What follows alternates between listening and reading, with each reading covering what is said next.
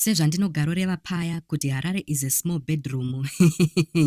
Honai manje zvose zvakubuda pachena. Zvomene hatina musha panyika. Kanyika kedu kanonakidza aka. Kanongoda ugare une data nepower bank chete. Anyway, regai ndipinde mugowa munyaya. So, yes. So first it was Levels charts akalikiswa, him begging kupiwawo mota, then Sewiknero vachiramba vachiti usandiendere pamberi une dzungu stereke what paya. Yeah, problem rero ne dzungu too much. Ufonera Victor ma video call ubvunza wafatara nemukuru ku speed ndey I don't owe you anything gashamari. Nitokutengera nemoyo wangu, so you have to keep quiet. Hanzi mugocho nopuwa nyerere zvinomanje vatangaita dzungu data follow up wada tondibvunza how far did then you cancel the whole thing. Ngada wakatwana mota 2 weeks ago, but mwana turi kufonera Victor ubvunza kuti how far vanazati amnani dzungu. I don't owe you anything my brother. Mukomana akatombozama kuchema navachivharo achiti ndewe ZANU akaenda kumarali ose akawanda akatoma lista asi hazvina zvazvakabatsira hazvina kushanda akangonyimwa still zvake Benz. Then next pakubuda macharts aShashiu naWiknero. The V11s keeps on coming. Looks like the gold mafia Wiknero is a very busy man. So in these charts Wiknero anenge achicomforta Shashiu after 6 step rake naLevels riya rakalikiswa. Wiknero anonyora kuti, my pleasure sweetheart, how are you coping? What's your number? Then Shashiu responds achiti, it's been hard. I've lost all contact since he's really ruined me. Hey! Whoever hacked Wiknero's account is on a very serious mission. Kupiwa cheupenzi kepele close chaiyo. So now this proves why Levels akanyimwa mota. No. Haisi nyaya yemusangano kana kuti zvekumarali ba. Aiwa, inyaya yekuti Levels akarwadzisa Shashiu paakalikisa 6 step. Plus futi iya ane hombe Wiknero anikadora. So wiki aitodawo baby. Dhunda anetsa uyu. Madzibaba vanoshandisa tsvimbo wena. Mupostori anopisa uyu, but zvakanaka zvinengei apedzerwa zvake naEl Gringo. Saka ukabatanidza 1+1 ndopa unozoona kuti aiwa no man, Levels haana kunyimirwa mota dzungu sezvakataurwa naSewiknero zviya aiwa ba. But rather mufesi uyu akatotsamwira mukomana nenyaya yaShashiu, vaitya kuzonyimwa sinte vakunzi koma kazomupirei mota. Hey! Regai moms iya irove zvayo pasi. Chibaba chema Slay Queen ma 1. I'm pretty sure girls dzese dzepatonazi dzakaita kubatira hana maoko izvezvi kutya kuexposwa. Nekuti pakashata. So ex-wife yaSewiknero abva anyora kuti vindicated, she was ahead of her time. She walked away from the throne to inherit her peace. Zvakanaka zvinengei mudzimu waLevels wabva wati hatidi zvekunyadziswa tiri tega, regai tingozvibudisa zvose. Hey. Akomana, how can you do papa like this on his birthday futi? Chihure chiri mumasenderaini. So pabva palikiswa mamwe malove charts aMaxine, Soft Madam Hadassah, mukadzi waEd Branson, achitaura nyaya dzerudo naWiknero. Hanzi, whilst Ed Branson is busy spreading the word of God, his wife is busy spreading her legs to Chivayo. Hey! So in this chat, Wiknero writes, hi mama, I miss you, where are you? Then Maxine replies, that's so funny. Hi Baba John, I miss you too. And you don't love me. Dingaite say, just got home in Zim. Then Wiknero responds, I love you too much. When are you leaving? Ko Madam Dararipi. Hope you are fine. Then Maxine responds, hello. Okay, good. Hope you are well. He is in Dubai with his parents.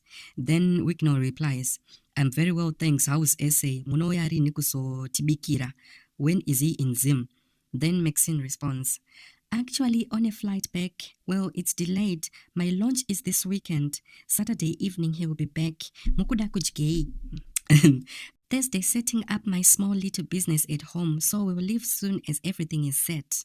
He left Nezuro. Then Wiknero responds, your car arrives Saturday. Registration, plates, Mutero, etc. next week. When are you back? Then Ed Branson's wife responds, oh yay, super excited. Sunday for church. Then Wiknero responds, oh, should I mention now? Then Ed Branson's wife responds, do you hand me this? Then Wiknero responds, no, it's not. The book is in your name.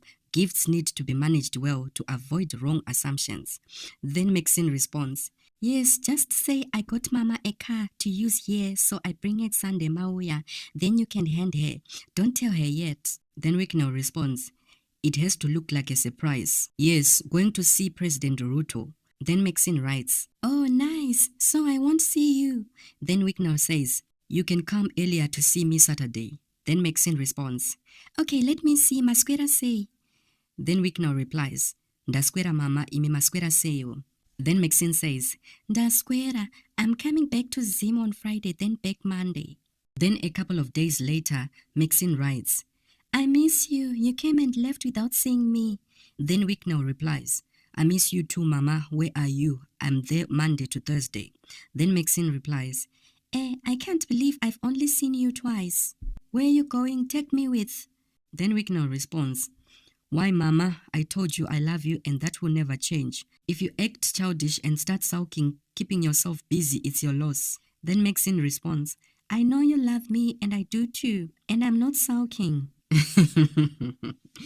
Yeah, nemarwadziro anoita kudyirwa baby hanzi on one of her threads. Something is coming, I can feel it. Achiziva hake kuti baba John vari kugadzira mota nyowani. Wicknell kuita kubata nyika yose nemahure ayo kuti G. Papa Mbinga vari kutochekerwa kokuzoti iwewe zvako Brian. But why would Ed trust someone whose skin color was made in Turkey, boobs made in Atlanta, magaro made in Senton? The way I love Hadasaka. Yeah, pakashata hapo nasi. Ed apiwa present wompe ye birthday. Umwe achafa chete gore rino, kuchapisa at large. Kana mari dzemaprofeti dzisingakwanire vakadzi vavo nekupfuma kwese kuya kwakaita Ed Branson, kokuzoti iwe hako Gilbert unoshanda nerate per hour. Otozvibvunza kuti saka munhu waMwari hana chaakabatiswa here pamweya. Apa mukadzi uyu agara anongobinwa naprofeti ava, nhasi anorohwa akazvirega. Vachipedza kudyiwa maiprofeti, vouya vondibata musoro ndototi idhimoni rekumusha kwedu. Nyambisirwa ndaritora zvangu muchechi. Haregai nditsvage kaZambia ndigarire pano, popcorn neCoca-Cola, movie iya yatanga. Anyway, moving on. Just in case you missed it, kune previous video randamboposta, just a quick narration. So Kiki Bedes zvabuda pachena kuti ndiye akanyimisa Madam Boss mota vaitoda kupiwa paya pavakabva kuma BET Awards vakasangana naSay Wicknell mundege paya. Paya pamaiti Wicknell akadyikawo Madam Boss ndokuva sponsor trip yese yekuenda nekudzoka kuAmerica. So Kiki since aidyiwawo naWicknell ndiye akabva avharisa jet rese kuita kusurira taira nemazigaro ake kuti anyimwe mota. But nai imi kokiki anga asingadyiwe futi naProfeti Angel here. Uyu you bet. Anyway, that's a story for another day. Moving on, tiripo ipapo takachibata kuti G pamachats aSay Wicknell. So Say Wicknell's account shared another chat vachitaura nemukadzi waProphet Evidence Chari, uyu mwana wamakandiwa. Ndopa unoona kuti zvibhorani izvi. Zvekuroorana izvi hazvina kana basa, ngatinakiranei tiende titende. So chat iri ndichiriverenga rinotanga ane Suchari achinyora kuti, but mogona kuzoita marecovery, you never know. Then Wicknell vapindura achiti, zvakaramba we tried, what's your WhatsApp number? Then Aneso varesponda achiti, pane akaomesa moyo chete, I suspect you. Then Wicknell vati, I'll send you a heartbreaking video on view once in the morning. Not even, I'm very easygoing, very simple. Then Anisuchari over apa Wicknell phone number. Then ovati, already you came Kare? Yes, just time off, coming on Monday.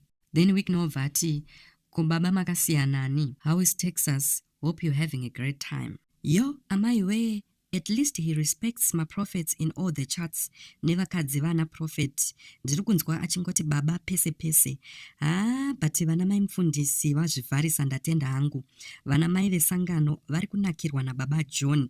Mahure at large, hiding behind Bible verses. Shit. Nai vana vevu, kufunga kwenyu ndiani ari kulikisa machats aya. Ndiani akachibata kuti G mu account ya Say. Vamwe vari kuti Passion Java shamwari ya Chimombe. yatuma Stuart nyama yaro kutora account iyi. Vamwewo ndo vari kuti ndiye Wicknero ari kuzviposta. He is not hacked, he is just trying to divert vanhu from nyaya dzavo dzekuba mari dzefraud yematenda ekuzek iya. He has nothing to lose pamachats aya ose. Vamwewo ndo vari kuti ndi El Gringo. Munoionawo sei iyi? Ini nangu ndinoti ndi Officer Tsvangira. Anyway, takamirira detembo riri kunyorwa naAlpha Shadaya. Ngatiendererei mberi nemusambo wedu. Hameno kuti pane wandandasiya here. So Holy 10 akapindawo muDM maSewicknero achitsvaga dzvene. Holy 10 wrote, pari kupisa. Mukoma, the more you do good, the more they apply pressure. And when they see that you are not being moved, they go for the ones close to you. I married Kimberly exactly 367 days from today, and Tatelicious ruined it for me the very next morning. She made me a national embarrassment, speaking lies about my family. Nyadzi dzacho in front of the in-laws was unbearable.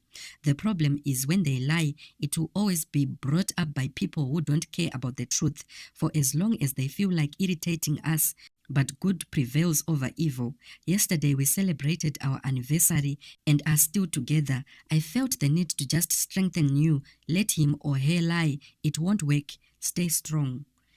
Hey, awa ndi Baba Muku Junior vanga vachinyorera Chivayo ndouchatiravo iri. People are very busy ndatenda hangu. From now on ndakuteerera. I'm now taking Shadaya lessons very serious. Pashata zvapo ndatenda hangu. Edina Chari vaijikirwa vakadzi naFeti Boom Boom Chivharo uyu. Anyway, muri yeZimbabwe munoionawo sei iyi yanetsa kudai yemachats aWicknero une munhu akachibata kuti muDM make. Ngatisanganei mucomment section.